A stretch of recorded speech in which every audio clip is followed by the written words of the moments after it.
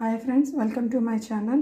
ఈరోజు నేను పల్లీ చట్నీ చేయబోతున్నా. దీనికి కావాల్సిన పదార్థాలు: తొక్కు తీసిన పల్లీలు, వేయించిన పచ్చిమిర్చి, ఒక వెల్లుల్లి రబ్బ. వీటిని గ్రైండ్ చేశాక ఇప్పుడు ఆ చట్నీకి పోపు పెట్టుకుంటున్నాం. అందులో కరివేపాకు, ఎండుమిరపకాయలు, కొంచెం పోపులు వేసి పోపు పెడుతున్నాం. ఇప్పుడు ఈ పోపులోకి గ్రైండ్ చేసిన పల్లీ చట్నీ అంతా వేసి ఒక 2 minutes పొయ్యి మీద ఉంచుతాం. పల్లీ చట్నీ పేస్ట్ని వేసేసి పోపులో వేసేసామండి. ఒక 2 minutes సిమ్లో ఉంచాలి. ఉంచి గ్యాస్ ఆఫ్ చేసేసుకోవాలి.